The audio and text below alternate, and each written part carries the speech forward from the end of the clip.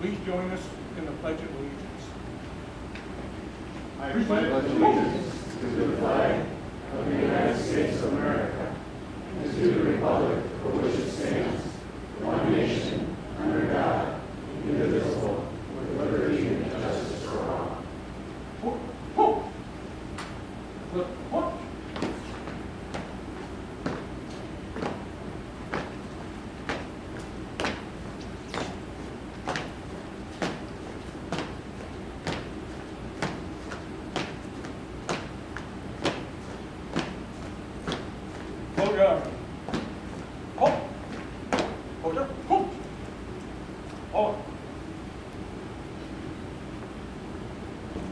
Thank you, gentlemen.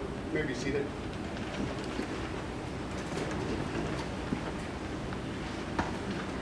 Before we start the program, I've got a special thank you I want to make to a really wonderful lady, Kathy Brown. She's the principal of Holy Family Catholic High School. She's been its only principal since the school opened in 2000. 3 weeks ago, we realized we didn't have enough room to have all these people, but we wanted to have it today. And she graciously said, well, if there's nothing on our schedule, you can have it at Holy Family. So Kathy, thank you very much. I'd like to introduce her to you. Kathy, thank you.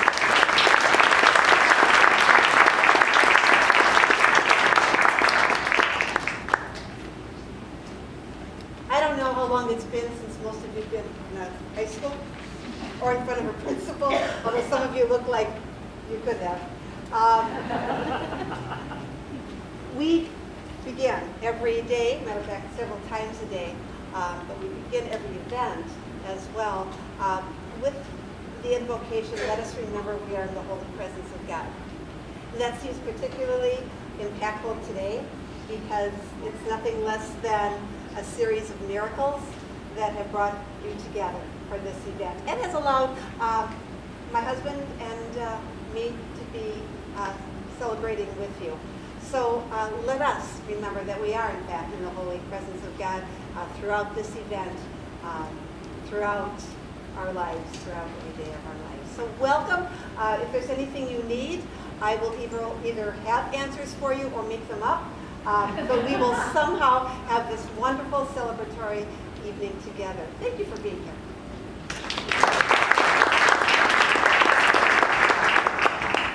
Just some housekeeping chores. If you need restrooms, there's a nice walk. It's the other end of the hall, one end to the left, and end to the right, right by the gymnasium.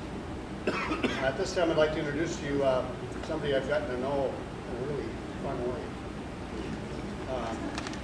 Sandy Althouse. She's just been the spearhead of this whole thing. And when she said, you know, we should really try to find a way to get all these people together. I went, really? Where? And of course, she said, well, gee, Minneapolis is so centrally located that I think we should have it there. So here we are. And thank you, our family thanks you, because a few of them still had to travel away, but most of them are right here. So, Sandy Althouse, please come.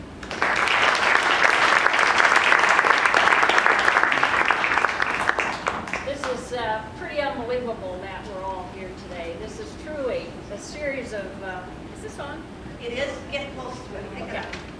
You may be able to hear, but it might be easier. Can you hear that now? Is that better? Yay! Good, good. Wow. I can only tell you that a few months ago, this was not even a thought because we were so surprised to get the phone call on Good Friday of this year that the plane that we had researched and searched for 5 years had been found, and I can only tell you that our family said, what? It's been found? It's like we couldn't believe it really was true.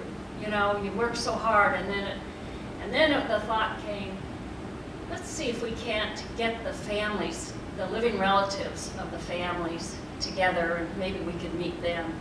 And so we researched, and we are in touch with 9 of the 11 families. And not everyone could be here today, but you will get some messages from them nonetheless. And so thanks to Project Recover, who just blessed us so much by what they've done. You're going to hear a lot more from them. And to our son Scott, who is the, without him, this never would have happened. So we're so grateful. Okay, we're going to start, and we have some slides that we will watch. And what do you have there first? Okay, I thought it'd be kind of fun to tell you why this plane is named Heaven Can Wait. You see, slogan, the lady over here, kind of the cocktail dress and kind of the halo and all of that. Well, when they saw that, they said, Heaven Can Wait. Actually, it was named after a film that was produced in 1943 with Don Amici as the star. And so that's where the idea of the name actually came. So in total, this B-24 did over 30 missions in New Guinea before March 11th. And so it was a very successful plane for the benefit of us today. So what I'm going to do for the beginning is to alphabetically kind of introduce the crewmen, because we want you to get to know them. And they are never forgotten and always remembered. And we need to have a little personal reflection of who they are. So that's what we'd like to do right in the beginning. But I do it just alphabetically. And so the first, I'm going to present some thoughts for the families who are not here. And I told each of the families that I would be honored to represent them here. So the first one is Donald Bird. And you can see we've highlighted them in the blue color there. And that's the infamous crew picture that every family had in their home. And we have the Kelly family one here on the table in the dining room, so you can check it out. But the first one is Staff Sergeant Donald W. Bird. And I know very little about him. Actually, his family, at least some of his family, live very near us in Texas. And I have been on the phone with this family, but they, it's too painful for them to go back. So, of course, I honored that, and that is their choice, and they're better for their family in this way. So, I did, with my extensive research and our family's help, I do have some things about him. He was born in 1924 in a town in New Jersey called Far Hills, and he had 3 brothers and 2 sisters. And he graduated from high school in 1942 and worked in an automotive garage for a few months before he enlisted. And at the age of 18, he enlisted in October of 1942, and he was just 20 years old when he was killed. Very fine man. The next one is Staff Sergeant Eugene Garrigan. And Eugene is from New York, right near Poughkeepsie, New York. And he was a fireman at a local fire engine company. He enlisted in the Army and in 1942 at the age of 24. So he was one of the older ones on this crew. He spent 4 months training in South Pacific and was the radio operator for Heaven Can Wait. He was one of the few that was married, and at the time of the crash was the father of a 7-month-old little boy. I have been in touch with that family extensively. His son lives in South Carolina. Wanted to be here, but you know what's happening in South Carolina. They have been evacuated for a whole week, first on the first hurricane, and now are struggling with the second hurricane. So they are unable to be here. But I want to tell you how they even found out that this plane had been found. His Tom's 78-year-old cousin, Ginny Panero, lives in Poughkeepsie area in New York still. And one of the things that I did in trying to reach out to the hometowns, I just contacted every local paper of the hometown of the crewman and gave them a little story. And also the local TV station of every town. And so she had found out first, and I'm going to read to you what she says. She shares, "One Saturday morning, after walking my dog, I sat down on my living room sofa with a glass of orange juice to read the Poughkeepsie Journal. I was stunned by the headline. On the front page of the paper, it said, 'Local World War II flyers, crashed plane found after more than 70 years. When I began to read the article, I started to cry.' She said, 'I made it through halfway of the story before calling my cousin Tom.'" And this is the son of Eugene Garrigan. And Tom was stunned as well. As many people are doing in South Carolina in retirement, he was on his golf cart. And so anyway, he was he says it was so emotional for him to even hear this call from his cousin. And this was just 2 days before Memorial Day that he received that information. Staff Sergeant Garrigan was the first World War II casualty in this small town, Wappingers Falls, and I don't know if I'm pronouncing it correctly, in New Jersey. And to this day, a plaque bears his name behind that fire engine company in where he worked. I also was in touch with the mayor of this little town, and here's what he says. He said, "The village is a tight-knit community, and it feels like a family member was lost and is found. I was very excited," he said, "to find out this family got to get some resolution." So the whole family has been honored in that town now. The next one is Staff Sergeant John W. Emmer. We have a lot of Emmers around here. And so Clayton, you're going to come up and share a little bit about the photographer.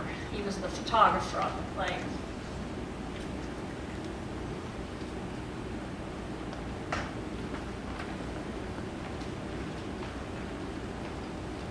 My Uncle John was born on November 18th, 1917. And his father, J.W., and his mother, Therese, raised him and his 4 siblings, Earl, Genevieve, Bernice, and James, in a home on Washburn Avenue in South Minneapolis. John was a graduate of De La Salle High School and then attended St. Thomas College. In March of 1941, he enlisted in the service and he received basic training with Army engineers at Camp Leonard Wood, Missouri. His initial intention was to serve for a year, but the events at Pearl Harbor in December brought with it a change in plans.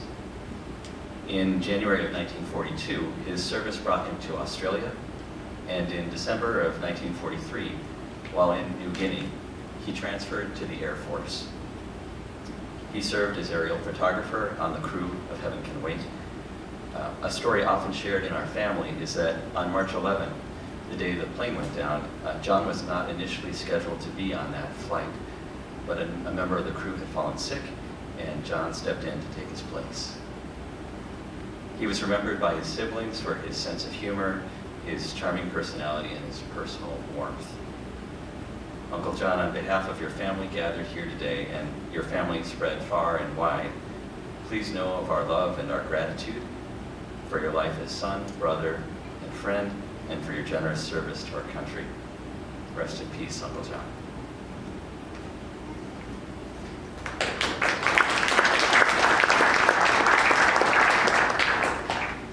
Thanks, Clayton. Let's see. Make sure I'm in order here. The next one is Staff Sergeant Walter Graves, and he was Gorvetzian. I thought I missed somebody. Thank you. Man, I got my notes in trouble here. Let's see where page 3 is. Okay. Technical Sergeant Edward Gorvetzian. And he was the flight engineer on Heaven Can Wait. And he was born in New York in 1921. And I have been in touch with his son, Dr. Joe Gorvetzian, who lives in Albuquerque, New Mexico. So he's been our resource person. Sergeant Gorvetzian was born in New York in 1921, and he was the youngest of 5 children. There were 4 boys and 1 girl, and they grew up in a town called Forest Hills, New York, and his parents came over from Turkey during the American genocide there, so he is a first generation American. It says, growing up, all of us cousins knew there was another brother that had gotten killed in the war, but no details other than that. I do remember a photo of him my grandmother had on a table in her living room when I was a youngster. That's the crew photo that I'm talking about. And she used to kiss it every night before she went to bed. Here's a letter from his high school principal, written in 1942, May of 1942. Edward Gorvetzian was a student at the Harn High School in Manhattan, New York, from September 1936 until his graduation in June of 1939. He attended regularly, was always punctual, and applied himself in class. His work in aviation theory and shop gives evidence of his keen interest in aeronautics. In science, his ratings were much above average. Mr. Gorvetzian was rated by his teachers as a reliable, industrious, and well-mannered student. I am glad to recommend him as a very young man who will do his best wherever he is placed. Very truly yours, R. Wesley Burnham, Principal. And then as I was doing some researching online, at one of the military sites, I came across this plaque, and it says, left by Anonymous on August 4th, 2007, under Edward Gorvetzian's name. It says, my father's brother, my uncle, never met you, always felt you. God bless you. Anonymous. So, Sergeant Edward Gorvetzian was very much loved and never forgotten in his family. Okay, Walter Graves, you're on. Sergeant Walter W. Graves was the waist gunner on Heaven Can Wait, and his nephew is going to come and share and has his namesake.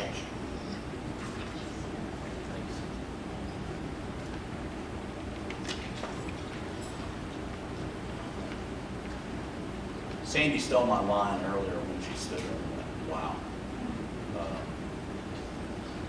Our whole family experienced just an emotional shock shortly after Memorial Day this year when Sandy's letter showed up. But I still can't believe it.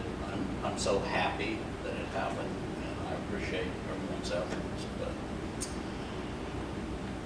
a man does not die until he's forgotten. And so thanks to Scott and Project Recover, the crew of Heaven Can Wait lives on in our hearts and our minds. My uncle, Walter Wayne Graves, everyone called him Bud, was born on December 12, 1923 in a little town called Parsons, Kansas. He was the second son of Clara and Walter L. Graves, my grandparents, and his older brother was Lewis, my dad. Bud grew up in Parsons, a very small town in southeastern Kansas where everyone knew everyone else, and his mom and dad were known around town as Mom and Pop Graves. I don't know a whole lot about Bud because of his short life. I do know that as a kid, he liked to play marbles, and I have a large collection of marbles from his winnings that I keep in my office. As young boys, he and my dad both delivered newspapers. The Parsons Sun was the local newspaper, and I found a very tiny yellowed article from that paper, and it said that apparently at age 15, while delivering newspapers, my uncle broke a pedal on his bike and crashed and broke his left arm. Now, that was a very newsworthy thing to have happen in Parsons, Kansas. Other details about my uncle are scarce, except the important fact that he and his brother had a close relationship as children and young men. Both went on to serve their country. My dad enlisted in the U.S. Navy and served on the USS Enterprise. But, as everyone called him, graduated from Parsons High School in May of 1942.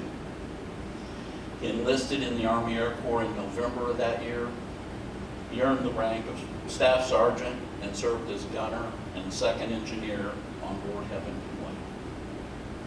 As you all know, he died on March 11th, 1944, at the age of 20. His dad served in World War I and was an active member of the local VFW and served as post commander. His mom became very active in the Golden Star Mothers, and even though she never truly got over his death. But is one of many memorialized on the tablets of the missing at the Manila American Cemetery. And he also is on a granite wall in the lobby of the municipal building in Parsons, Kansas. Recently, we dismantled years of life from my parents' house, and we were careful to save, my siblings and I were careful to save any family history memorabilia we could find. And earlier this year, my wife, Barbara, felt what she described as an angel tap on her shoulder. She felt compelled to compile any and all information we had on Bud. She had just finished this project when a letter from Sandy showed up in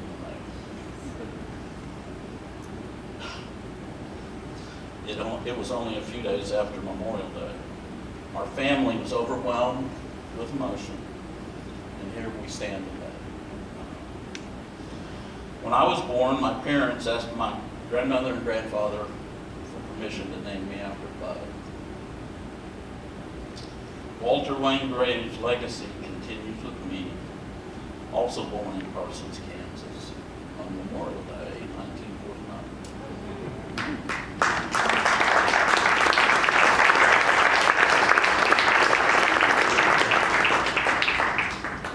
Thanks, Walt. Walt, the Graves family is the last family we were able to find, and we were so excited. Pacific Rex helped us to locate the family, and we're just so grateful to have been able to find you and have you here today. The next one is Second Lieutenant Thomas V. Kelly. He was the bombardier on Heaven Can Wait, and his niece, Kathy Borst, and is going to share, and this is my first cousin. That would be Tommy is her first cousin, not me. So what we know about our relative, Second Lieutenant Thomas V. Kelly Jr., bombardier, is through his letters home from the war. Like several other families of this crew, the grief of his parents and his one sister, my mother, was so devastating that he was rarely spoken of. Tommy was raised in Livermore, California, where the most exciting thing that happened every year was the Livermore Rodeo. And so naturally, as a young boy, he wanted to be a cowboy when he grew up. and he had a horse at one point, which he cared for by himself. Young Tom was called Toby in the family to distinguish him from his father, my grandfather, who was also Tom. But his friends and military comrades called him Tom or Tommy. My mom called him Tommy when she talked to us about him. So that's how I think of him and refer to him. Tommy was working at a gas station after he graduated from high school. And in August of 1942, he and two friends drove to the base to take the test to enter the military. I recently spoke to one of those two men, Nelson Fletcher, 95. And although he no longer recalls many details of their exploits, he remembers Tommy from high school very fondly. He told me he was a great guy. He was really popular and a lot of fun. He repeated several times that they had such a great life growing up in Livermore. He was friendly. Tommy was friendly to everyone he met and seemed to earn the respect of others quite naturally. He still has at least 9 first cousins who are alive. 2 of them are here with us today, Sandy and Judy. And most are a good deal younger than he was, and the ones I spoke to said they remembered him as being really nice to little kids. Like his sister, he was extremely outgoing and loved to have a good time. As a testament to his gregariousness, while he was in Papua New Guinea, Tommy Kelly maintained active correspondence with no fewer than 38 people back home. He cherished his family above all and wrote often, like sometimes daily, that his friends and family back home should not worry about him while he was in the military. What he thought about his plans for after the war is not clear. The only inkling of his future plans is a brief reference that he would probably be a pilot when he came home. We know that Uncle Tommy was passionate about enlisting in the Army and serving the country he loved. He initially trained at Santa Ana, California, where he found Army life very agreeable. He was very ambitious during his training and hoped to be selected as a commissioned officer, serving as a bombardier, navigator, or pilot. He was concerned about washing out throughout his early training, and so he was delighted to learn in March of '43 that he had been selected for bombardier training. During the extensive period of flight crew training, Tommy returned home on leave as often as he could, and his old gang of high school friends practically lived at his house while he was home.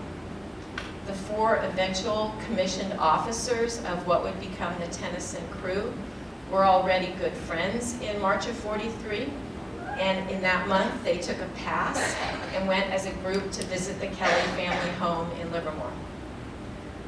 A letter from him later that month says that the fellas are still talking about how swell of a time they had in Livermore and how swell you and Dad were to them. They trained together for another 6 or 7 months when they were released for a month-long pre-deployment leave. At the end of that leave, Tommy brought 3 members of the Tennyson crew over for Thanksgiving dinner at his family home in Livermore, right before they left for California for their new assignment in Papua New Guinea. We know about this event because my grandparents had a guest book that they kept through the war years and into the 50s. It was only after we learned of the discovery of the plane that my sister and I looked at the book once again and realized that it was started for this Thanksgiving event. The first 4 signatures are those of the officers on the crew. I don't think the whole town came for dinner that day, but a lot of people dropped in and probably had a drink, some food, and paid tribute to the soldiers. Oh, I think there was some flirting that might have gone on. And paid tribute to the soldiers who were about to leave for the war. The Tennyson crew were soon put into combat, and Kelly wrote home to let his parents know that when I dropped my first bombs, I had your names plastered all over them, and they really did some damage. Apparently, he was good at his job. Wiley Wood's 1994 history of the unit records include this detail about the crew's exploits during a mission during the Dagwa Aerodrome at Wewak in February '44. Lieutenant Herbert G. Tennyson developed engine trouble and fell out of the formation. His bombardier salvoed his bombs, but they still fell in the target area. If Tommy was anything like his mother, his father, and his sister, and I think he was, he loved life, he loved Livermore, and he dearly loved his family and friends. He made his own personal sacrifice to die for a country and a lifestyle he believed in. In a letter to his family in February of '44, he wrote, "I don't want you to feel sorry for me. I'm just telling you about conditions in New Guinea. To appreciate what you have, even if you don't think it is much, it is so much. The men fighting here for everyone are doing it for your freedom." While his family may not have talked of him very often after he died, I believe they honored his memory well by living their lives to the fullest, which I think is exactly what he gave his life for.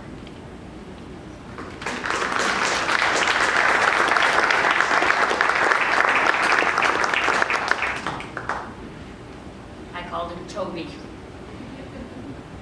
We had to decide what we were going to really call him as we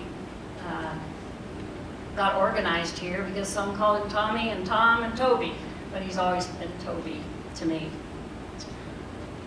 The next one is Staff Sergeant Paul W. Martin, and he was the tail gunner on Heaven Can Wait, and I regret that I have very little to share about him because he was one of the families we were unable to find, but still will be searching for. If any of you want to help search, we welcome that. I do know that he was born on April 5th, 1912 in Glenwood, Missouri, and he had one sister, Phyllis. The only personal thing I know about Paul Martin is the significant one, because it was written by my cousin, Toby, in a letter to his parents, my aunt and uncle, about Paul. And this letter was written, dated March 8th, 1944, just 3 days before the crash. It says and remember that all these letters were censored, so he really couldn't say much, but he said what he could. He said, "You might see something about Paul Martin in the paper. He did something pretty darn important, and we are very proud of him and the other fellas." What it was, we don't know, probably will never know. But it was significant enough for my cousin to write home and tell his parents about. So we thank you, Paul Martin, for your bravery on behalf of our country. You are not forgotten. Next is Second Lieutenant Michael J Mcfadden Jr., and he was the co-pilot on Heaven Can Wait, and Jake McFadden, his nephew, will be speaking for him.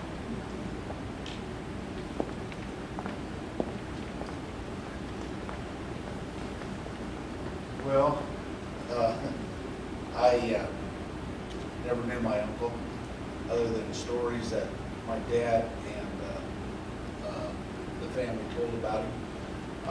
I do know, he was born in 1917 to Michael J Mcfadden Sr. and to Mary Insulin Harrod McFadden. And he had an older sister, Catherine, and another older brother, my dad, Francis McFadden, and then Joe, and he had a younger brother, Charles McFadden. He was raised in West Central Nebraska on a ranch. Him and my dad were just a year apart. My dad was born in 16, and Uncle Joe was born in 17. They were very close.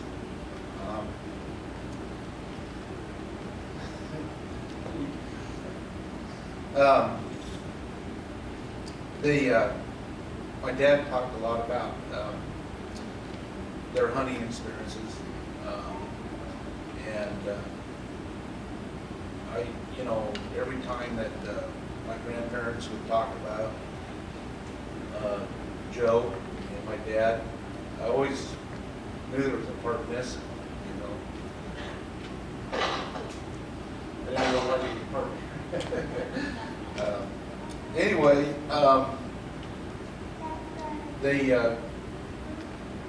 my dad and him, they both graduated the same year from Paxton High School in 1934. They were engaged with their dad, Michael, in cattle ranching for a while, and then eventually my Uncle Joe, he went off to work for another uncle in Gambles, and he spent some time down in Kansas, I know, doing that before. Then when Pearl Harbor broke out, him and my dad both enlisted. And my dad was a glider pilot.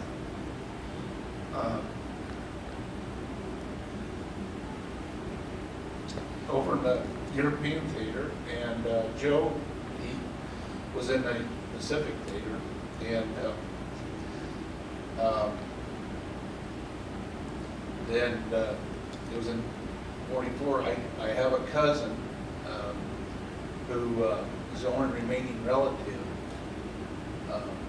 that remembers Joe, and anyway, she was a sophomore in high school, she said, when it happened, when they got word that he was missing in action.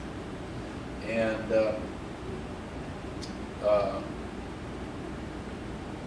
she said, you know, and she recalls, you know, she says, him and your dad were probably my two favorite cousins, you know, and he was very outgoing. He loved life. He loved the outdoors.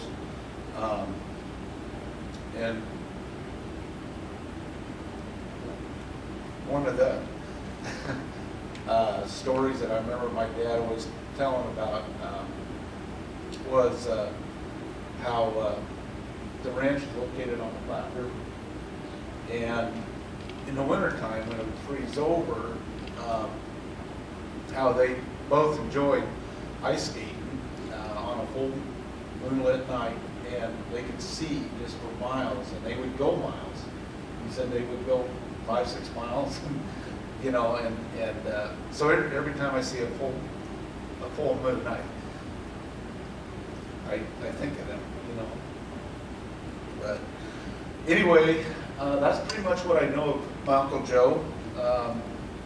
He obviously, you know, was a wonderful man. He was well liked, well respected, and he was very dedicated to whatever he would set out to do. And I do want to say that I know enough about him that if he was here today, he would like to take a personal thank you to all of you guys, Alta Hall House family, especially you, Sandy, and Scott, for all the work and effort that you guys have done to bring this together. I realize that it's had to been trying sometimes, but you don't know how much I appreciate it, and I think I speak for everybody here. You know, appreciate what you guys have done and the passion that you have put into it. 74 years ago,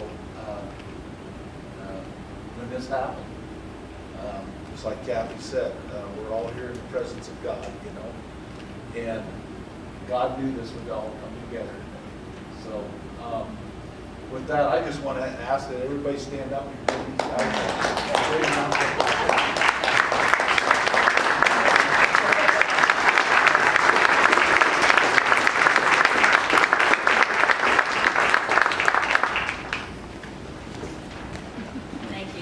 We have done a lot of talking on the phone and this and that through the months.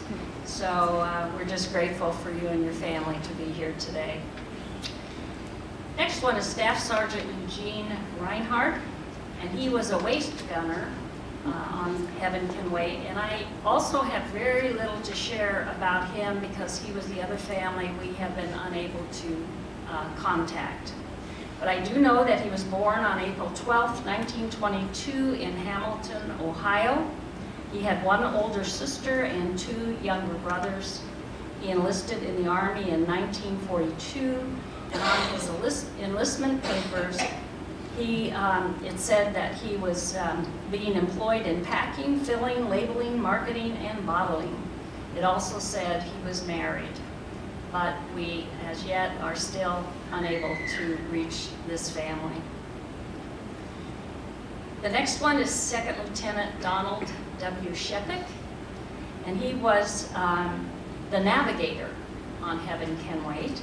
He was born on November 4th, 1917 in Roscoe, Pennsylvania, and was the oldest of 4 brothers, and his friends called him Shep. His younger brother, Warren, who is now deceased, but wrote about him, and I was able to find that writing.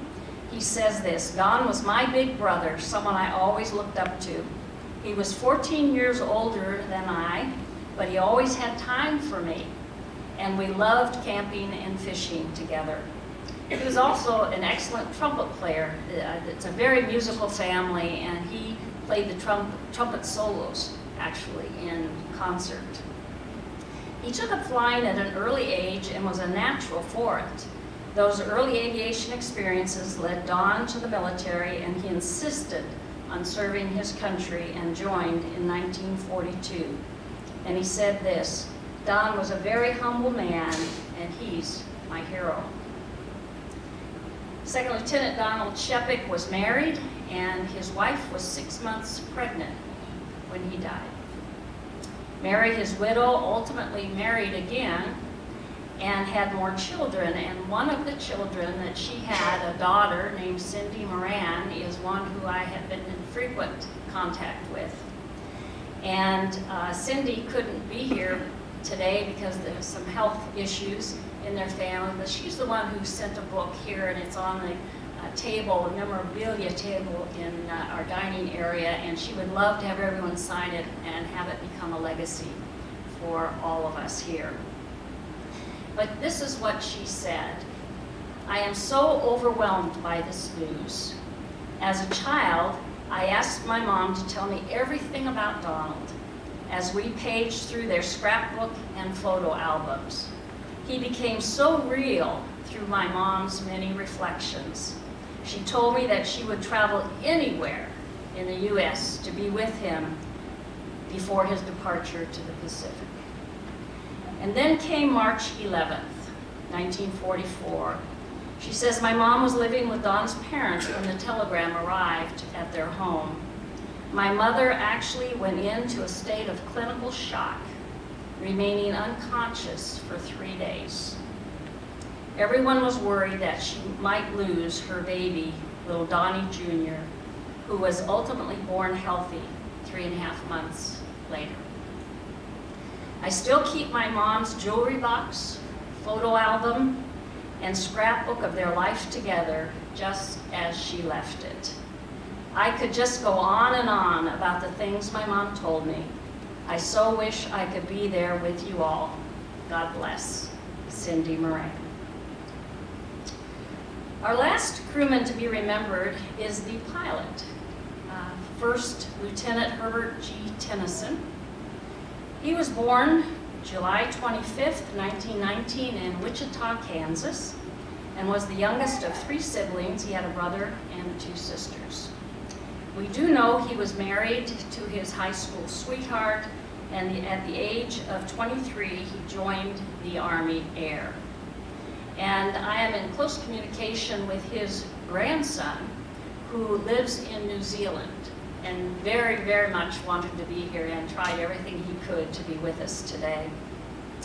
But in place of being with us today, he has made some videos for us to watch of him, speaking to each of us as if he were here. So Scott will be playing, there's 3 short videos that he'll be playing. Good afternoon, everybody. Scott Jefferson, grandson of Herbert Tennyson. Thank you all for being here. It's absolutely incredible what you've done. You should be super proud of yourselves. Every single one in this room, I would like to thank personally. March 3rd, 1944.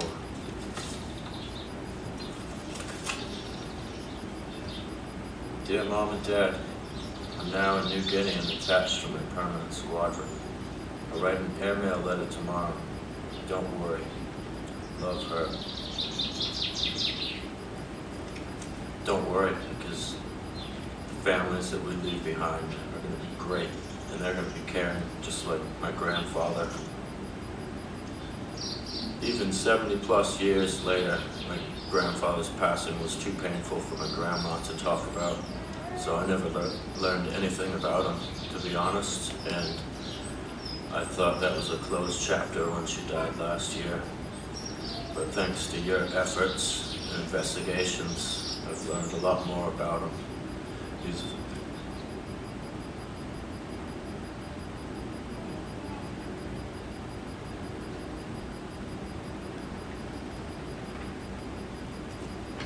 What he wasn't able to share today was the fact that he would love, he's very eager and willing to put boots on the ground in New Guinea if and when the Navy comes to do some more diving. And Scott is going to tell us a little bit more about that later.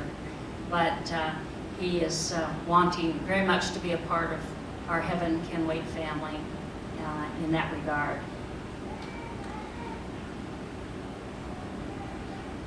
To close this time, according to an eyewitness, the three planes flew in formation. Each of the planes had a photographer, and so they got pictures, and there were a lot of records of what happened with this plane. And the very last communication they had with this plane was when the co-pilot, Second Lieutenant Michael J Mcfadden, as the plane turned away and was going into a steep dive, and he saluted, and then the plane went down. And so that was seen by the other planes that were with them in formation. So I thought we would just take a moment now and together just salute this whole crew.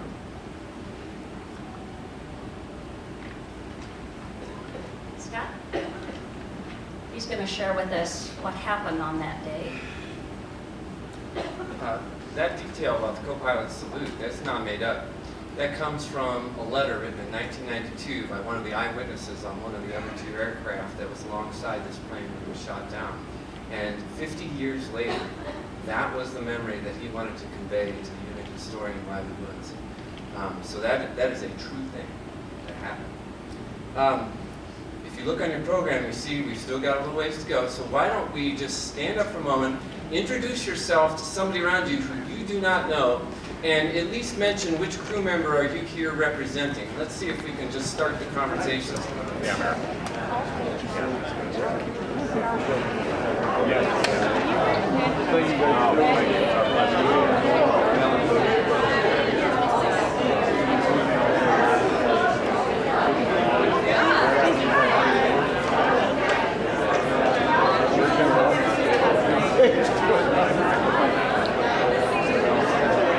Starts a whole chain of events.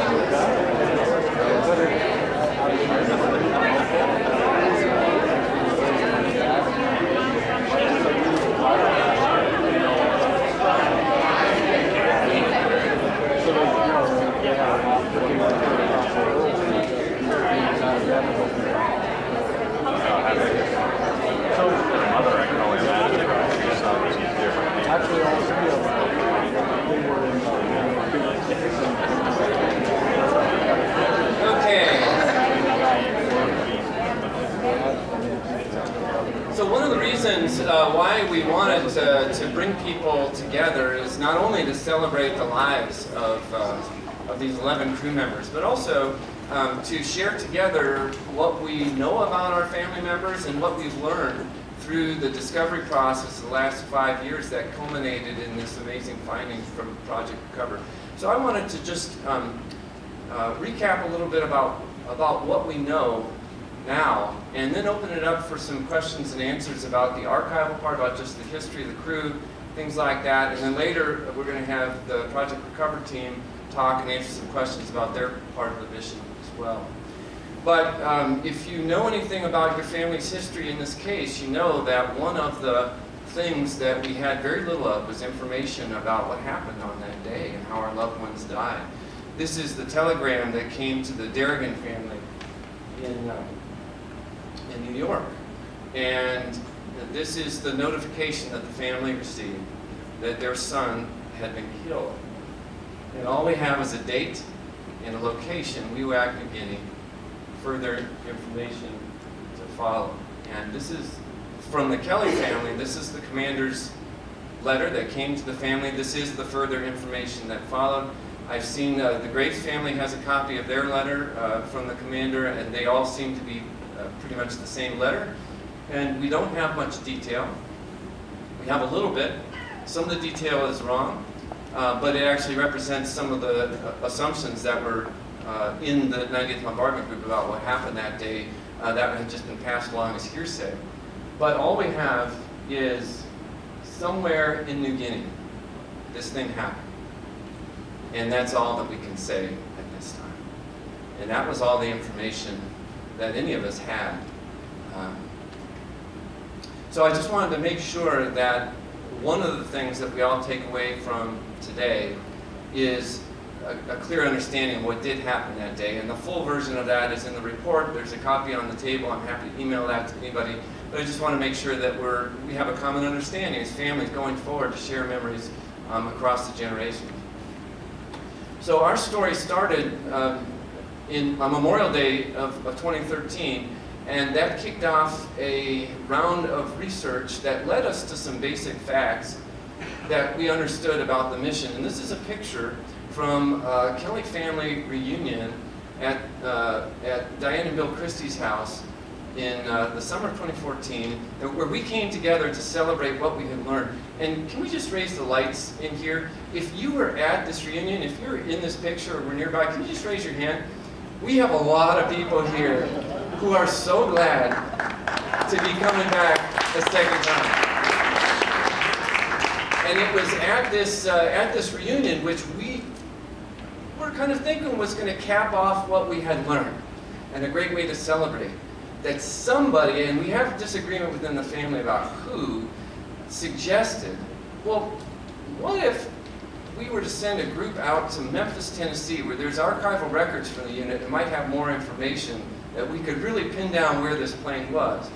And out of that, an archive trip went to the following year, 4 of our family members, to the University of Memphis to take a deep dive into the archival record. And much of what we have learned to really flesh out that basic picture came from this trip and came from the incredible work of somebody who cannot be here today, but whose name needs to be remembered in our midst.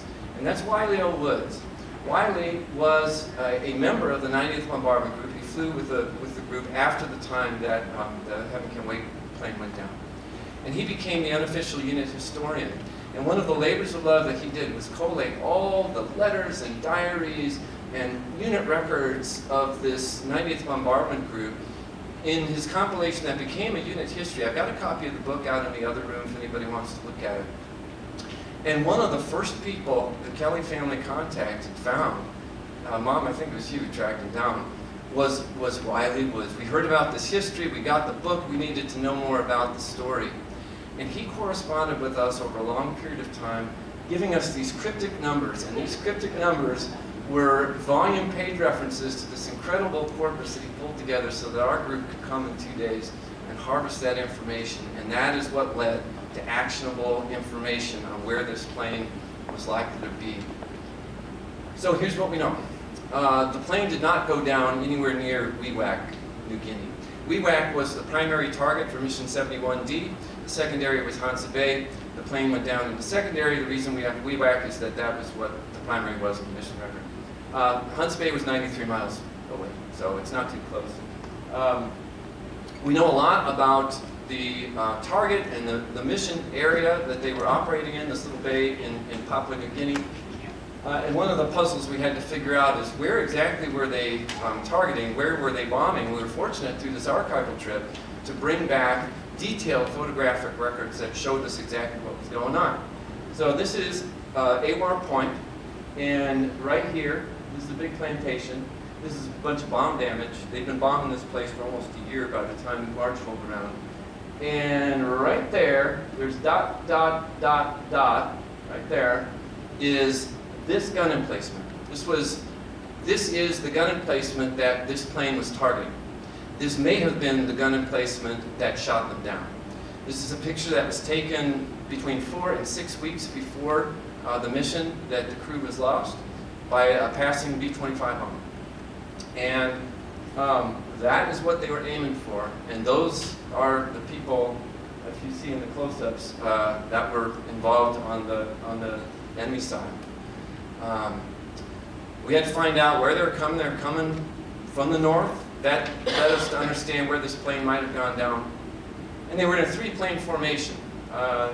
Lead plane, plane number 2, plane number 3. This is the Tennyson plane. We know this about what happened.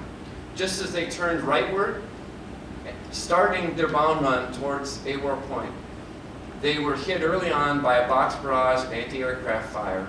This is fire that's just directed generally at the altitude and area where these planes are coming. And it was a lucky shot. It was an anti-aircraft round, went through the center fuel tank. The plane immediately caught fire. Fire spread to the tail. It was clearly not a survivable hit. The plane rose slightly banked to the left. That's when we get co-pilot Mcfadden's salute. And we have eyewitness reports that tell us that the plane banked off and rolled down. And eventually on the way, there may have been an explosion. There's some uncertainty about this, but a section of the tail came off. And in this graphic from the report, it suggests that the whole back end of the plane came off. That was my assumption based on the language we had in the report. We're going to find out in a little bit that that may not be a correct assumption. So one of the things, if you're reading the report, what we have found is the horizontal stabilizer and the vertical stabilizer component. It's not clear if the aft section fell off at that point or if it was fairly intact until roughly it hit the water. We don't know. We haven't found it yet. But that's where 4 of the crew stations for the aircraft were, and we want to know where that piece is. So this is the map based on the archival information, based on eyewitness information of people who spent time in Hansa Bay, who had some suggestions to us about where the plane might or might not be. This is what we thought. And this is the map that we handed off to Project Recover. Area number 1 is the most probable area, area 2 next, area 3 least, and here is where the plane was found. So, but the eyewitnesses said it was a quarter mile off the point. It was not a quarter mile off the point. That's the yellow line there. It was a nautical mile off the point, a lot longer, 5 times longer than a quarter mile, and that's why it took so long to find the plane. Now that we have the information from what Project Recover brought back, this also casts some of the archival information in some new light, and I want to share that new light with you because it has a bearing on what's going to happen next. So one implication that we now have is that the tail section was found in Locus A, the rest of the forward part of the aircraft in Locus B. It's about 370 meters apart. And that means that that tail section probably came off pretty late in the crash sequence. There's a letter that the Graves family brought that says that it took about 30 or 45 seconds for that plane from the time that it was hit to the time that it went to the water. And that means that a lot of the sequence of activity, if you read the report, you know that eyewitness statements say that it looked like 3 people either were blown out of the plane or may have jumped out of the plane. There were no parachutes seen. A camera maybe was seen following some other object. And this leads many of us to speculate about who might or might not be in the aircraft. But I think one of the things that this finding highlights for us is that the eyewitnesses to these sequences that are so critical in understanding whose remains might still be on this aircraft in the wreckage These eyewitnesses were very far away. We never knew that until we had the information that Project Recover brought back. So I want to show you how far away the eyewitnesses were. The attacking planes were coming in at an altitude of about 8,000, 8,300 feet. The location of the forward part of the fuselage was 1 nautical mile away from AWAR points, a little bit more than 6,000 feet. If you know the geometry, I had to ask my sophomore in high school to figure this out. You do the math, and the line of sight from where the attacking planes were, the other two planes in the formation, to where this forward section aircraft was found was 10,000 feet. And this is why 10,000 feet is important. This is the airport in my hometown, and that is an Embraer 147 with known dimensions on the tarmac, and that is a scaled silhouette of what a B-24 would look like if it were at the same place. This is the view. Google Earth is great for this, from 1,000 feet. So how big does that B-24 look from 10,000 feet? Google Earth tells us.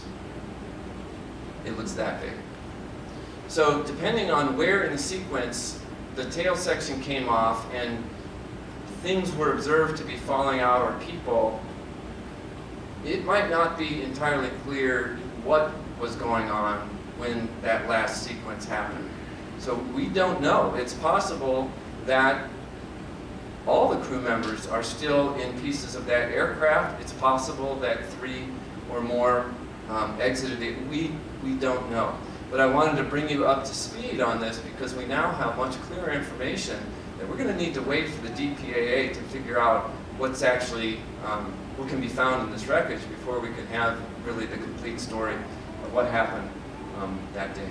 So with that, if you can bring the lights up, we have time for a few minutes of questions, and we'll be able to make the rounds later, and I'll be able to talk with you.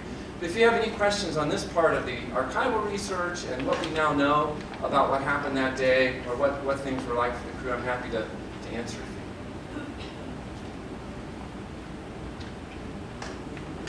you. And if we don't, then we can go ahead and cover questions later on, and I will pass that over to, well, I'll stall for a little bit. One question while we get the computer up. Good to go. Drew, are you ready? Keep popping. Okay. I'll ask you a question. Okay. Can you talk about your background and how you came to do this research? Yeah, my background. So I am a professor. I'm a professor of political science and communication, and a lot of my research is about public opinion and war, and the impact of information about war on how Americans think about things.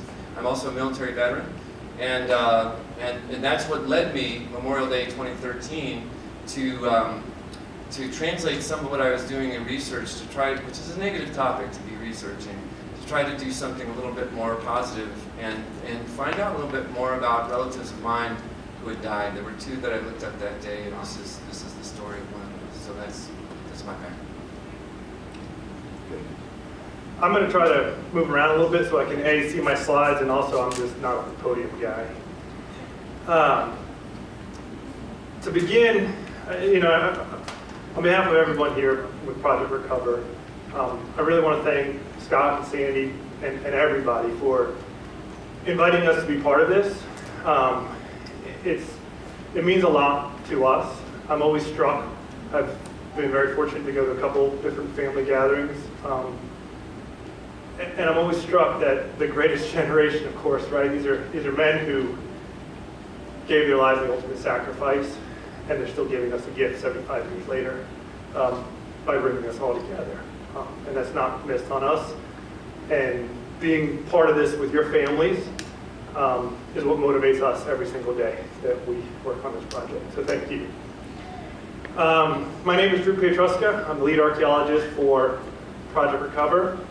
I'm a professional underwater archaeologist. It's okay, my parents laughed and didn't know that was a real job when I told them I wanted to do that. And before joining Project Recover, I spent 4 years overseeing underwater recovery operations as an underwater archaeologist, forensic archaeologist for the Defense POW and Land County Agency. So I'm going to touch a little bit about maybe what can come next for everybody here, with the caveat that I do no longer work for the federal government or the agency, so I'm not speaking on their behalf at all. I'm simply providing you with my experience and what may be. This is our team in the Cali Bobo Spirit in Madang, getting ready to launch. So I want to talk a little bit about the survey itself, the site, and then maybe what's next. Kind of how did we go to Hansa Bay in the first place? Well, part of it was the information the Altus family provided us with that amazing documentation historical report.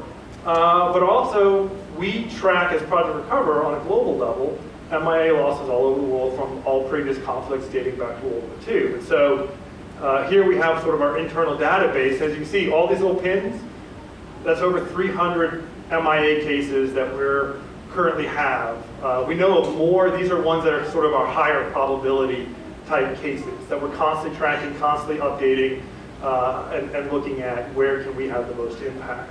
And then going with that, we have an internal database where we collect. We have a huge historical effort. We have historians in the archives almost every single day in DC and Maxwell Air Force Base and other places, collecting information, always scouring, trying to find the next best case that we can help other people with.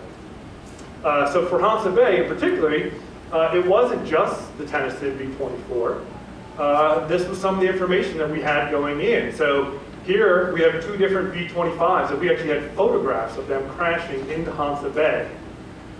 This one we also had an accompanying map. We had a map of the P-39 case, a written description. We had the oral description from the Tennyson case. There's a large-scale map that isn't very accurate, but there was a map that correlated that. And there was also an A-20. So there was multiple cases of MIAs all within this one area. And in our research, this is really what we try to find. This gives us the highest probability of success and hopefully the greatest amount of impact. This is sort of just a spatial relation of how those sort of pre-project mapped out based on the historical records of where we thought and the different cases that we looked at. I'm not going to talk about the other cases. We're going to focus on having to wait due to time constraints. But we did successfully find 3 out of the 5 aircraft that we were looking for in Hansa Bay during that trip. For those of you who may not know where Papua New Guinea or Hansa Bay is, so here we are. Papua New Guinea is here. It's an archipelago nation right above Australia. And then Madang is kind of the largest city or town, if you call it a city, that you would fly into. And then AWAR is right there. And that's where Hansa Bay is. It's a very remote area. You basically have to get everything into Port Moresby, the capital. There's a huge mountain range called Stanley's that block you from getting. There's no roads that go to the other side. So everything has to be shipped or air freighted over to Madang and then up by boat from Madang to Hansa Bay to operate in. These are some pictures of the area. Can we bring that light down a little bit? Yeah. It's still a very rural and remote place. You can see villagers are still using traditional canoes. They're living in traditional grass hut houses. It's very difficult to get to. These are the roads to get up there. We're fording our way. It was Pat and I on a trip. But also I wanted to make sure you saw, it's a very beautiful place too. It's pristine, it's not very touched yet. It's very serene. And to get the project going, it takes a lot of gear. We're a pretty robust scientific team. And so all this gear first has to get from the United States out to one of the most remote places in the world. We were very fortunate in this case. Hillwood Airways, which is owned by the Perot family, donated transportation to get our gear out there. This is some of our gear all stacked up. You can kind of see the amount of effort that it goes into getting one of these projects going. We also need a research vessel. We contracted with Madang Resorts, has one of the very few sort of private charterable boats that are usable in the area. And so we chartered with them, and this was our base of operations for 21 days of the project. We had this larger boat that we lived on. We had little tiny tenders that we were able to use for diving operations or other remote sensing operations within the bay. We use a whole suite of different technologies. I'm not going to touch base on all of them here, but just a few. One of the first things we do is we use a multi-beam sonar system. We kind of use this for wide area survey, and it's one of the first tools that we use when we go into an area. It has less fine resolution in some cases, but what it does is it can give us really good bathymetry. So these are bathymetry maps. Colors are showing radiation in depth. And this lets us know if there's any obstructions that we need to think about when we're manning our other vehicles and other technologies. And as you can see, we spent a lot of time in the Tennyson area. One of the reasons being this was deeper water, and this sensor kind of allows us to get in there quicker. It also can provide us, and we'll see the side scan in a second, which is the workhorse. It provides, though, the multi-beam provides us XYZ. So it can give us a three-dimensional image of the seafloor, what we'll see later, mostly a two-dimensional image. This is a B-25, not in Hansa Bay. This is actually down in Medang that we imaged. The main sort of technological workhorse that we use as an organization are REMIS unmanned underwater vehicles, UUVs. They look like little mini torpedoes, and we're able to basically program different flights for them, put them in the water, and they move around. Eric at lunch today was calling them the Roombas of the sea, and that is a great analogy. You literally sort of just set them out there and they go. Although they have a little bit more refined pattern than the randomness of your Roomba. So we put these out, we put transponders, they talk acoustically to these transponders, and allows them to navigate on the seafloor. They're sort of a plug-and-play component system, so we can put different technologies, undersea technologies, that can help us image the seafloor. So we can put cameras on them to image the seafloor, but one of the main things that we use is side-scan sonar, which puts acoustic pulses out from the side of the vehicle, and those acoustic pulses go out. If there's an object, man-made or natural, the acoustic signal hits it, comes back, and the vehicle uses algorithms to sort of map out what those objects are. In Hansa Bay, we were able to run we ran four simultaneously at times, and we were able to cover a lot of ground. That's really what the advantages of these UUV vehicles are. They allow us to operate theoretically, and we have done this on projects. We can run them through the night. We can run them four at a time, one at a time, whatever it takes to get the project done. In Hansa Bay, we did a total of 25 square kilometers, which is a fair amount of seafloor. And as you can see, we're able to get over 100% covered. We get typically about 150% covered, which makes sure that we're not missing anything. And when you see some of these wrecks, it's really important that you don't miss even a small spot, because these planes do disintegrate and can be small debris fields. This is the way the data, once it comes in and begins to be processed, this is how we review it on the ship every night. It's sort of a waterfall playback, we call it. And we literally sit here as a group, and we scan through it, and we look for objects that stand out. In this case, there's one, we mark it as a target. And we do that data set after data set after data set. We spend hours every single night combing over it. We like to have good debates among the different experts that are there that are looking at it different ways with different perspectives. Once we have a target that stands out, we mark it, we can then go back and look at targets. These are actually the targets of Pepin Way. This is what we saw when we were out there in the field that keyed us in. One of the things we can also do with these vehicles is we can run different frequencies for our side scan sonar. And what they do is your lower frequency gives you a higher range. So it lets us look at a much wider swath of the seafloor.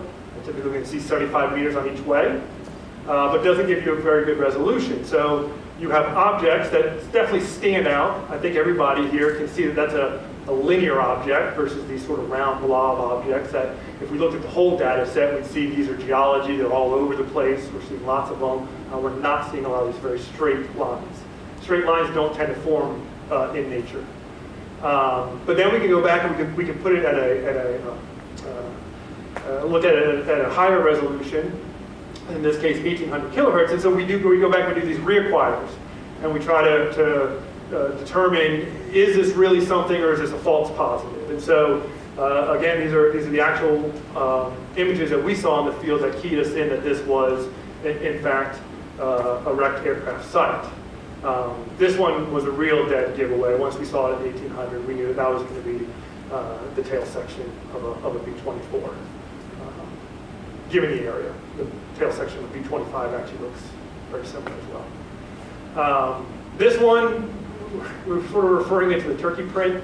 At a higher resolution, we saw, particularly this area here, we saw some angles, but clearly you can see some nice, really right angles and straight lines, again, keying us in that these were significant targets. The next step is we deployed ROVs, remotely operated vehicles. The depth of the water out here, the deepest part of the site is approximately 213 feet deep, so we didn't have the diving capabilities to reach that depth safely when we were out there. But these ROVs, this one in particular, we can operate up to 1,000 feet underwater. They're equipped with cameras. They're equipped with sonar imaging, just like the other UUVs that we're using. And they're tethered to the mothership that we're on. So it's a live feed to the project team, looking exactly what's on the bottom. So we can sort of guide the robot to go wherever we want to go to be our eyes. And this is how we map out the site. And that's actually, for perspective, we're over the site right there. So that is where it is in relation to AWAR Point that Scott was talking about. I'm going to show you a little bit of video. This is what we saw when we put the ROV down.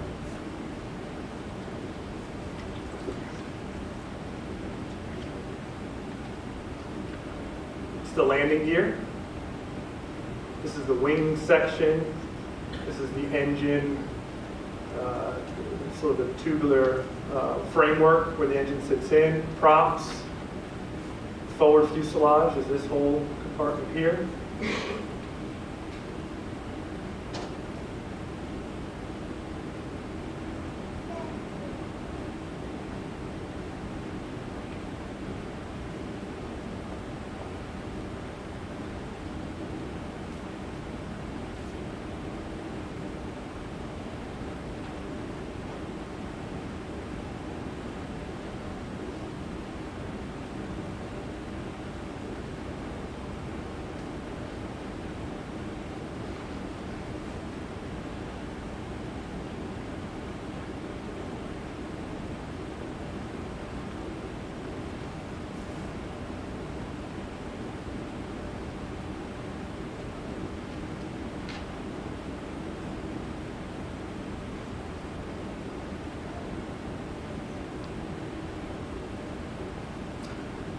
So with that data, we then came back from the field, and then the hard work really begins, and that's processing all of this data and trying to discern what it means and figuring out. As you can see, because of the depth, there's a lot of particulate down there, the lighting is not good. It's hard to get good video, right? And so we literally spent hours. I think we probably captured about 6 hours of total video at the site, and we spent days watching and rewatching and stopping and rewinding and pulling out the parts manual and going through and saying, I think that's it, no, it's not that, and going back and forth and back and forth. And that's how we tease out identifying all these different pieces of the aircraft.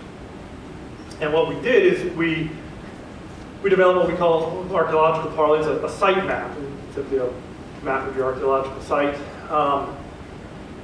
And try to first discern what just these discrete pieces are by looking at the video in these parts manuals. And so this is a representation. These colored sort of circles correlate to parts of the aircraft that are represented by that particular piece of wreckage. And so we had these various pieces. We're also able to use post-processing software to look at those sonar images, and we can pull things like measurements. We can measure how far things are sticking off the seafloor, see how tall they are. We can see distances between things, and so we collect all of those measurements to kind of give us perspective of the site. It also can let us look at and kind of determine, for example, okay, we were able to identify that was a linear portion of the fuselage. Well, we didn't have a tape measure down there, so we had to acoustically take and look at it and develop how far of the fuselage did we have, and approximately 9.6 meters. These are all in meters here for scale. I'll quickly walk through the different features of the site. So the first, which is separate, it's about 370 meters away, is the tail empennage, or the control surfaces. And we found that sitting by itself. We scanned the entire seafloor around here. We put the ROV all over. We spent extensive time trying to locate other parts of the fuselage by this, and we could not find anything else by it.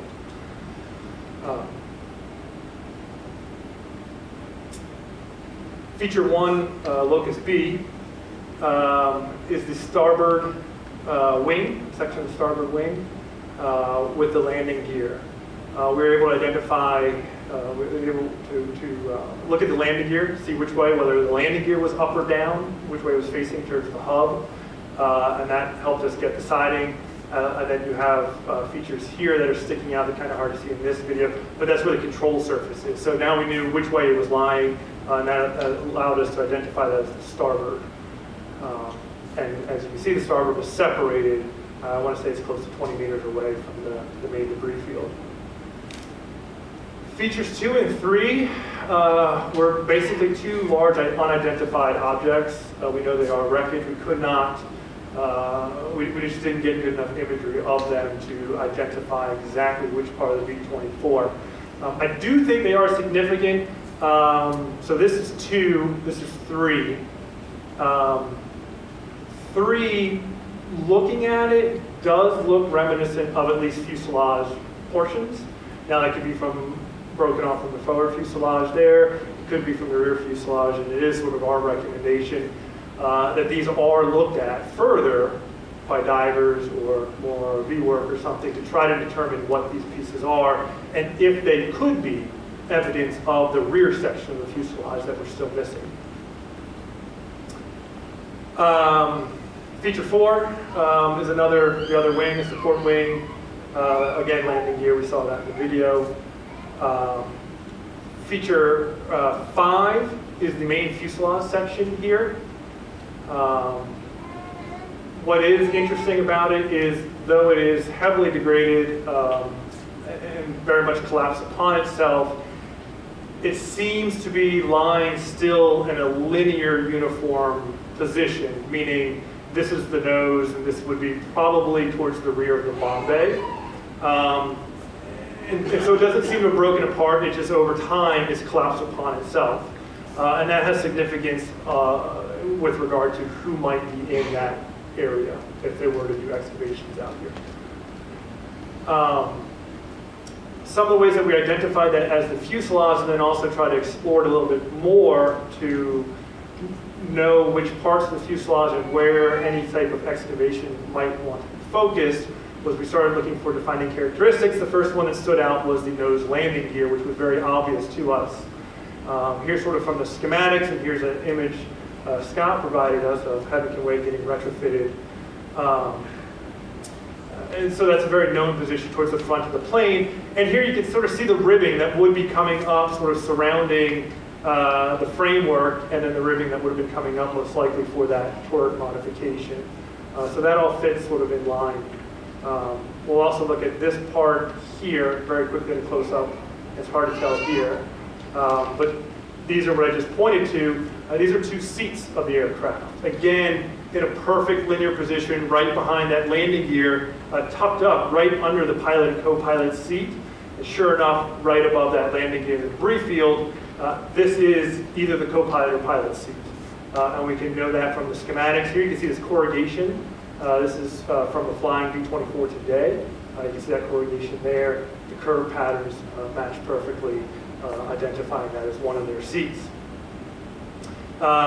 This one, when we initially saw it, I'll be the first to admit, I thought that was going to be some sort of manual crank, perhaps for a landing gear or something. And the more I got into the manuals and looked at it, I found this picture online, and I said, I know that piece somewhere. And sure enough, that's the bottom of the radio operator's seat. And you can also see this triangular with these lightning holes sort of cut into it, and on the schematic here it's hard to see that triangular piece with the lightning holes.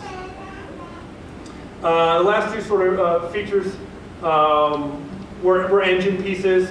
The significance of these is they did help us correlate all the engines and everything were matching up to a B-24. So if there was any other question of whether this was actually a B-24, these helped provide corroborating evidence that this was a B-24 in fact.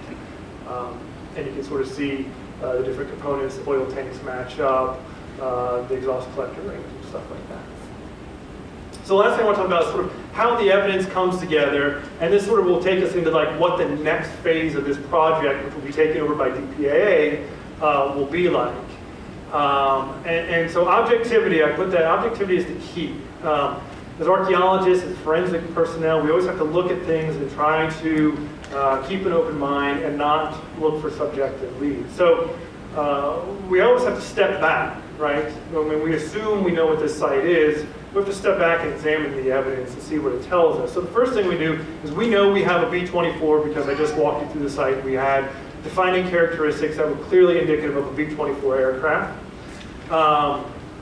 As I mentioned earlier, we had done historical research. Both us and the Alphas family provided us with stuff. And so we started comparing. Okay, we have a B-24. Well, the B-24, as Scott showed in his slide, right, lined up almost perfectly with their highest probability area. It matches the verbal description of where their loss took place. We do have a map, although high, not a very good resolution map. We do have a map. So everything historically did point, and we had everything saying, okay, this seems to match up. The next thing we have to look at is, this was a war, this was a theater, there was multiple B-24s, as Scott said, what they're bombing it for a year, right? So are there other B-24s lost in this area that it could be rather than having can wait? We've done a fairly extensive research into this. Like I said, we were prepping to come out to Hansa Bay, so we were already looking for every case that might be a possibility that we could find, not just in relation to having Kuwait. The only B-24 that we've been able to track in this area was lost 1 year earlier, 43. Initially, we thought that this B-24 could actually be in Hansa Bay. The only lead that we initially had was just that it was lost over Hansa Bay, almost on the same kind of scenario as having Kuwait. It was hit by the ACAC positions off of Awar Point and was shot down. Our historians in the archives, though, did find the unit history report, and in there it details that, yes, it was hit here, but it crashed 15 miles to the southeast. So that places it at a pretty far distance. And we have not been able to find any other B-24 losses in this area. So our historical research gives us good circumstantial evidence that this is the Heaven Can Wait site. We then also went back and looked at, is there any archaeological evidence that we could parse from what Project Recover did in the data that we collected? Now this is still sort of a running hypothesis because the historical records are conflicting, and we just saw a new one today that kind of gave us a different interpretation, and we see this quite often. But at the time, and even up to it yesterday when I was reviewing this talk, the best piece of evidence we had for the breaking up of this aircraft was in the written description, the detailed description by one of the other B-24s, a waist gunner who observed the entire event, specifically said, and these guys knew their planes, right? Their life and death depended upon this plane, right? So they knew every inch of this plane. They specifically write the tail assembly broke off. They didn't say the tail broke off. They didn't say the aft fuselage, the fuselage after the wings. It said the tail assembly. And so one way to interpret that is the way that it's written. This is the tail assembly. It's not the whole fuselage after the wing. The empennage, which is what we found, is the definition of the tail assembly. It's the vertical and horizontal control surfaces of the aircraft. And lo and behold, we found just those control surfaces separate from the aircraft 370 meters away.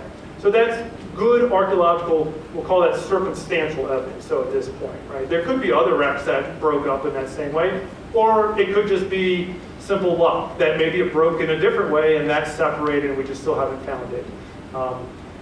It's kind of hard as an archaeologist to make conclusions before all the archaeology is done, but we have to make hypotheses to try to rule where the next set of research.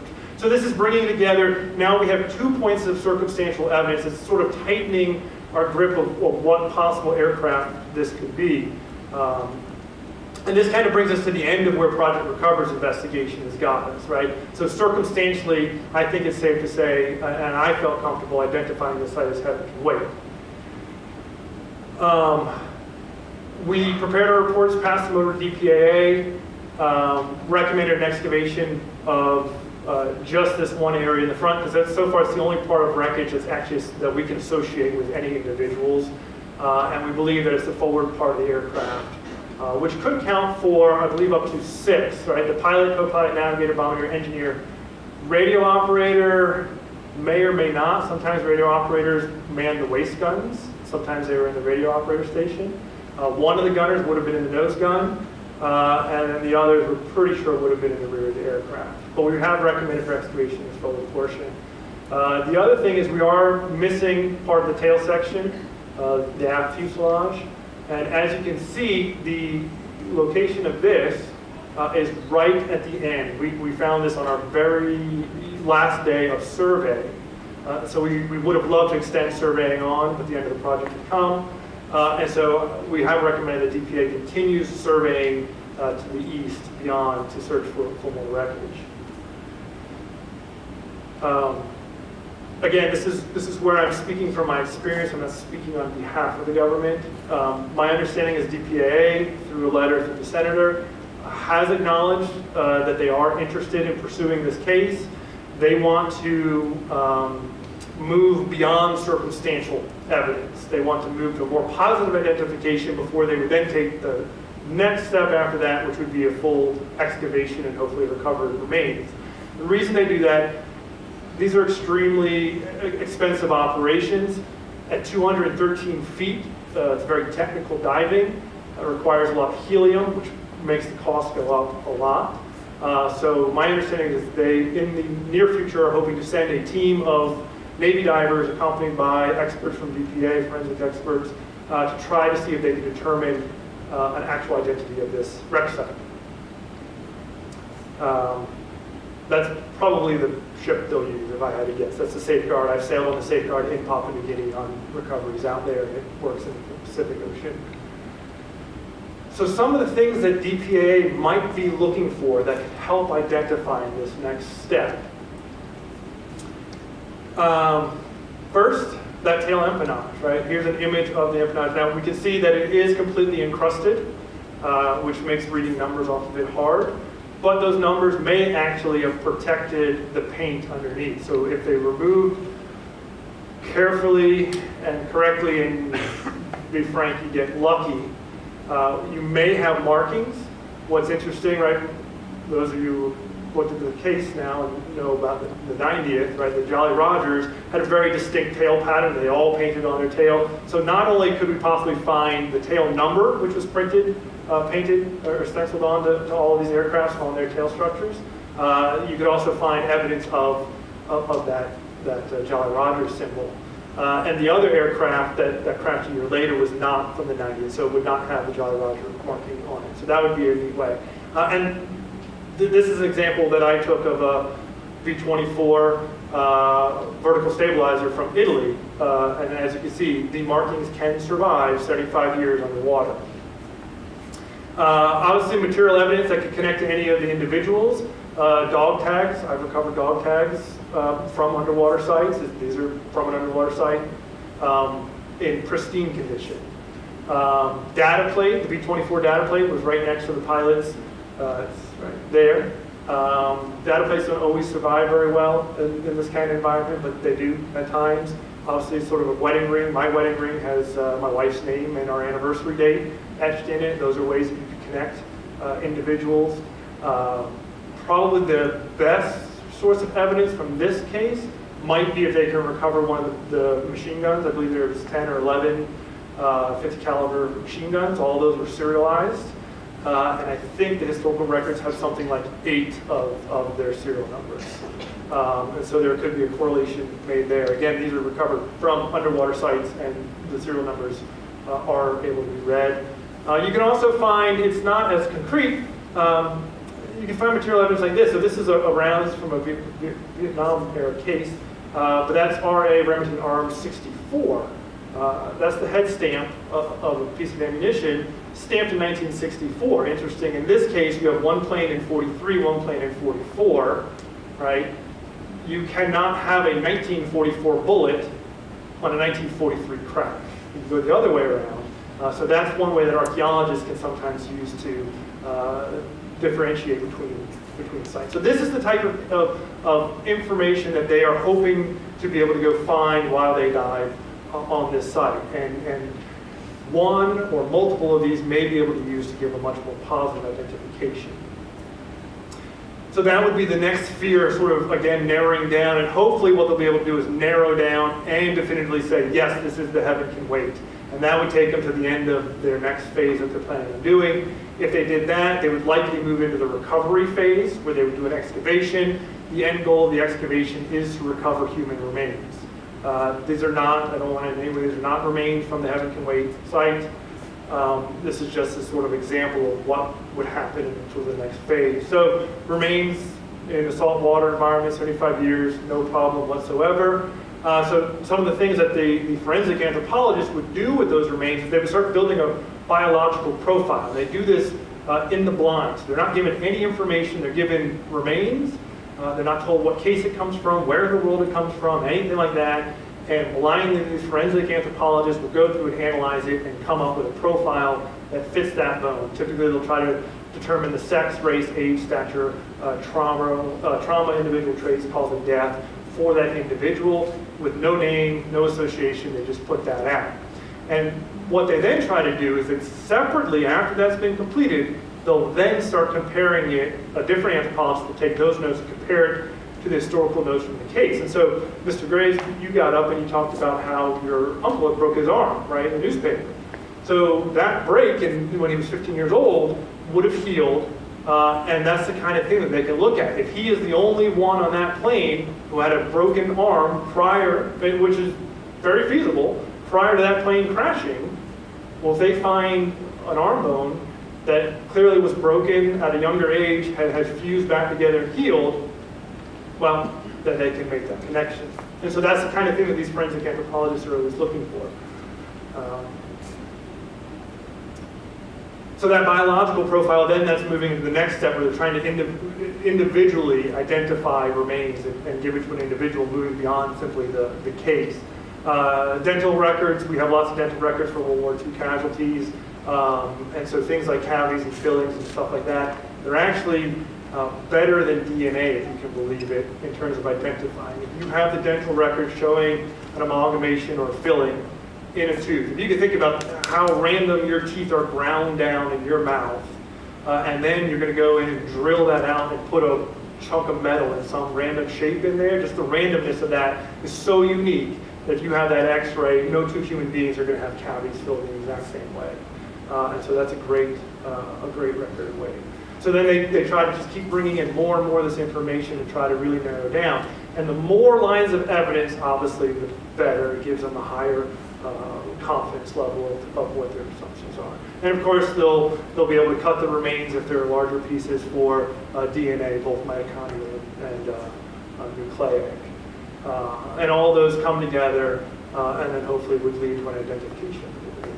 So that's sort of hopefully the next two steps in the process, but I wanted to sort of give you guys a little insight of what you might expect, particularly since we might not have this opportunity to speak over the next year or two as you guys go through this process. So at this point, I want to invite Mark Moline, Pascal, and Eric Terrell up, and we'll be available for some questions, question and answer section, and then we'll move on to some other stuff.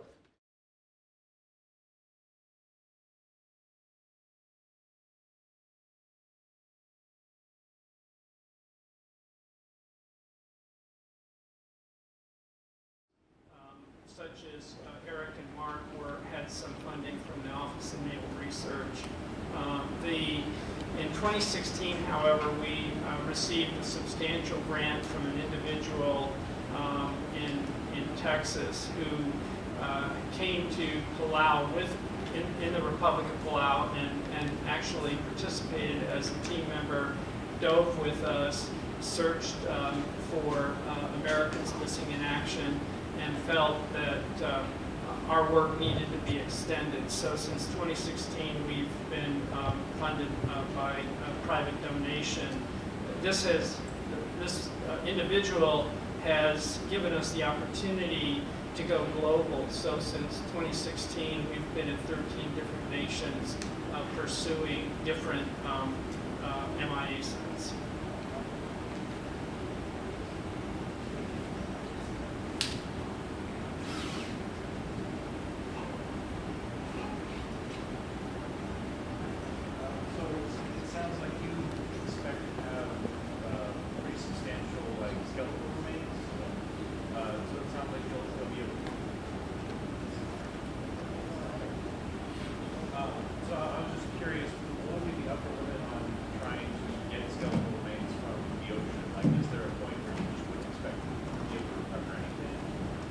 No, to be honest,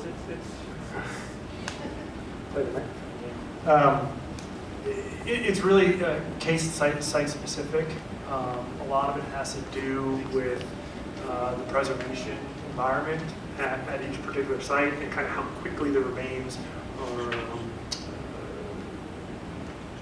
sort of buried, I guess is my best way of preservation in that environment. So anytime remains are encapsulated, and so, you know, and there's no way do I want to give any sense of false hope, but in a site like this, where you have what looks like the forward part of that fuselage fairly intact and then collapse upon itself, my hope would be that it would have captured remains and trapped them in there, therefore protecting them from scour, right? So you have ocean currents that can move remains around. If they're rolling around on sand, that abrasive factor can erode them away. So it keeps them sort of in there. Also, mud and sediment stuff that can settle and create an anaerobic environment that sort of retards sort of the decomposition of them and can lead to longer preservation. But in terms of remains from underwater, I mean, there's the oldest human being found in the state of Florida dates to 12,000 years ago and comes from an underwater site. So there's actually typically better preservation in an underwater environment because they're not touched. They remain untouched for thousands of years, or in this case, 75 years. So. How about one more question, and we're going to wind this down and have some social. Is your work done now? With respect to DPA recounts?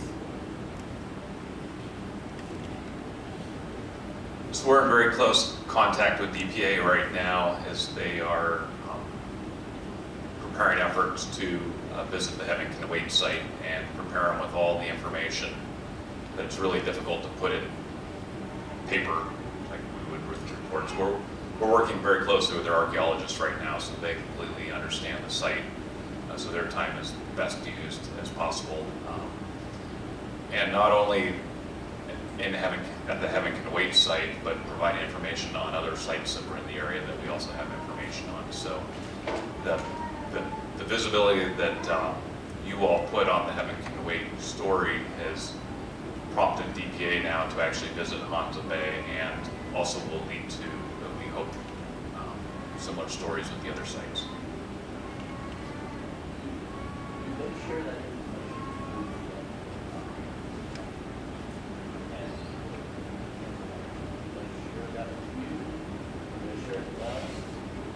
DPAA. So DPA, after the recovery process, they may have already done this for families. They may have reached out for family reference samples as DNA swabs. Sometimes they will wait until they actually recover remains, and so they, you know, the government as well as our organization is very sensitive. You know, you talked about one family who just said this is too hard to go back in time. We all try to be sensitive, and DPA tries to respect that as well. They don't want to give any sense of false hope or false positives, right? This could be Heaven Can Wait. They could go out there and excavate, and they could find no remains on it, right? And I can't tell you why that happens, but it does happen. right? Or they could find lots of remains. So they don't want to reach out. In this case, the families are extremely active. A lot of families aren't. They don't know anything. They haven't thought about it in a long time. So they tend to not. So I would think the next step is after they do a recovery, if they recover remains, they might ask family members for family reference DNA swabs that they could use to test against to help with the identification process. After they've gone through the entire identification process and positively identify that, and a U.S. military medical examiner signed off on that identification, then they will pass it off to the Army Casualty Office, who would then contact they're the office that's in charge of contacting families. And that's who would then probably be your first contact as a family. Things might go a little bit different because the senator is involved, and so there might be some information that's slipped out, but that's typically how it goes. One other thing that they might come back to reach out to us for is extending that search area just a bit further out to ensure that we have the entire wreckage.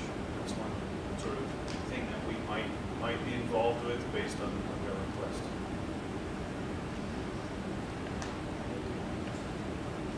One more question. In the event that, I'm sorry. Okay, in the event that they do recover some remains, okay, what are done with it? Is that government? Will they review with the government, or will they release the family? What? It'll be up to the family. So once they've made a positive identification, it'll be the legal next of kin will then be reached out to by the casualty office, in this case the Army Casualty Office, because they're the U.S. Army Air Force, and they will ask the family, what would you like to do? And then the family will have the option, and the families can pick if they want to come bring them back to a family plot, if they want to try to put them in a military cemetery, if they want the remains handed back. So it'll be up to the family to decide what's the ultimate. Yes, and the U.S. government covers that cost.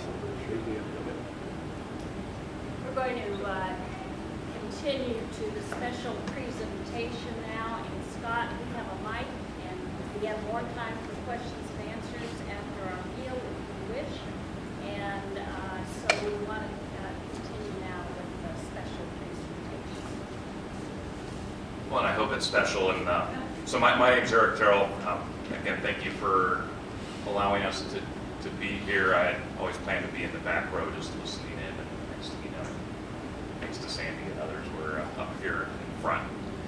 To those of you that are under 30 or 40, thank you for sticking with us here. It's great to see the intergenerational excitement about this, and it's reunion but also union, and that's been amazing to me. I was talking to Scott earlier today about these families through this tragedy of war and coming together and seeing the crew photos. We have these photos when we go on these missions, and they're really haunting. They almost look like people I might have cut school with, or now that I'm older, they might look like my kids have cut school with, or my son. So it's, again, an honor for us to be here, and just wanted to relay my thanks to you.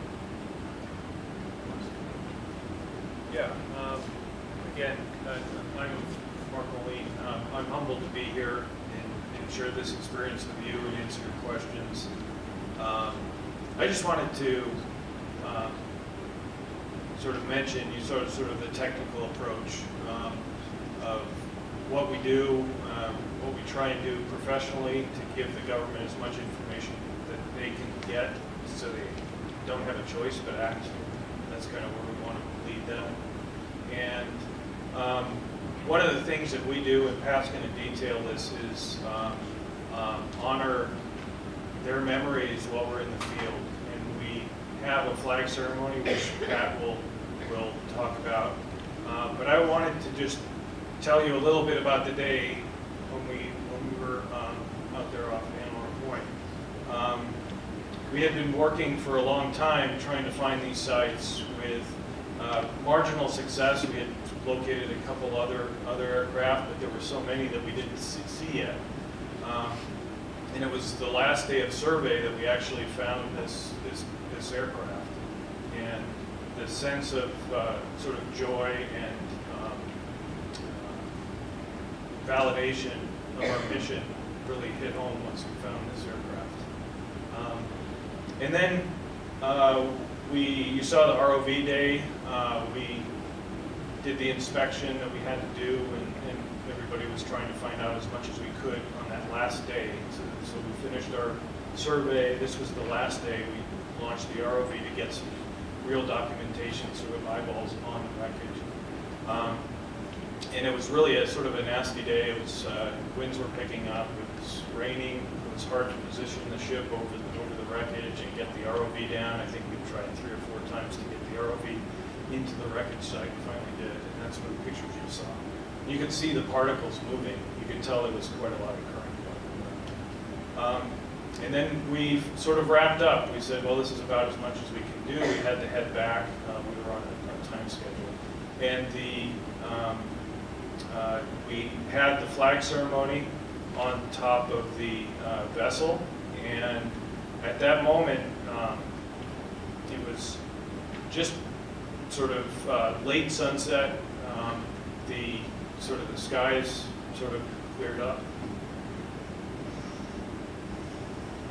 Sorry, guys. Your other stories are flowing into me. Things calmed down for our ceremony. And it was eerie. It was an angel tap. Yeah, it was another angel tap. And it was eerie, and it was, sort of those memories you don't ever forget. But we honored the 11 people on that aircraft.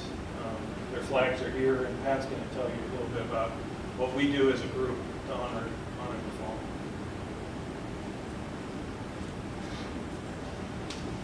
So for 18 years, every time that we have located an MIA-related site, we pause in the mission to honor the MIAs that are associated with this site. As part of that ceremony, we do it to obviously honor the MIAs that we believe that we've located, but it's also to recognize that the families couldn't be there with us. And we want to document and let you know that we know, while you couldn't be there, that we were thinking of you. As part of the flag ceremony, we unfurl flags. One of the flags that we unfurl is that of the host country, who it is symbolic of the generous support that we inevitably receive from the countries in which we work. And for the Heaven Can Wait, we unfurled 11 flags. One for each MIA, but importantly, one for each family. The open flags to us symbolize the sacrifice made by each of these MIAs in defense of our liberties and freedoms. And it also recognizes the consequent sacrifices made by each family member from March 11th, 1944 to this day. Toward the end of the ceremony, we fold the flags carefully and we give the flags to what we call a flag holder.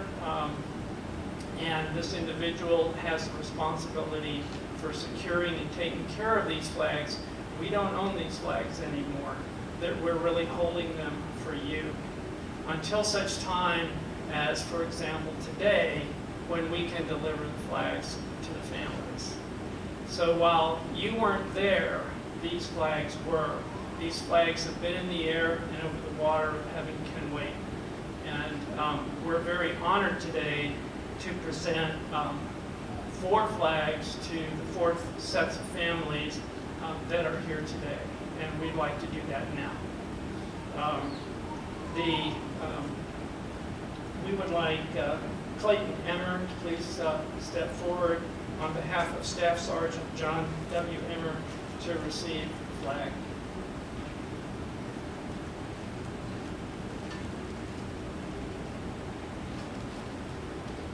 We'd like Walt Graves, on behalf of his namesake, Staff Sergeant Walter W. Graves, to receive the flag.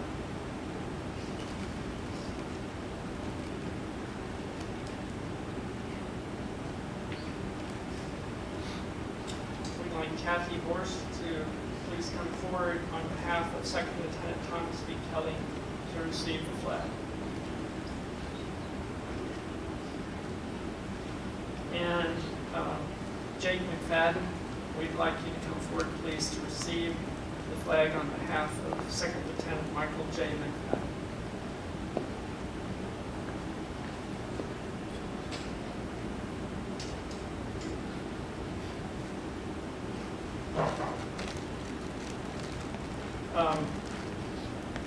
I think that concludes it. Thank you.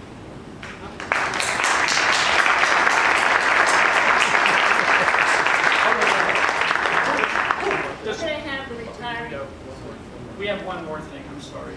And it is sufficiently important that we do this. And that is, at the end of each ceremony, we have a poem that we read. And this was written in 1914 by a gentleman associated with World War I by the name of Lawrence Binion. And this is just the last verse. They shall not grow old as we that are left grow old. Age shall not weary them, nor the years condemn. At the going down of the sun and in the morning, we will remember them. And this is the conclusion of our flag ceremony.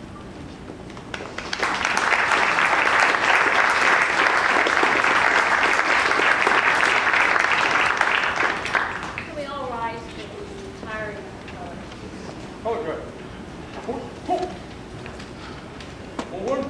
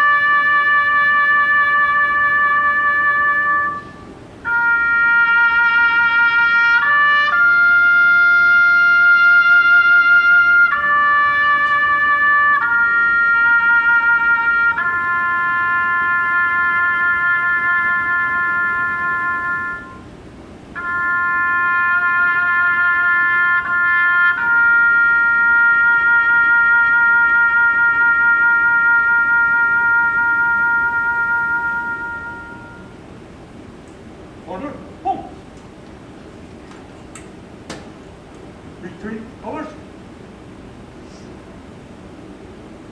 Retreat. Right, hook. Forward, hook.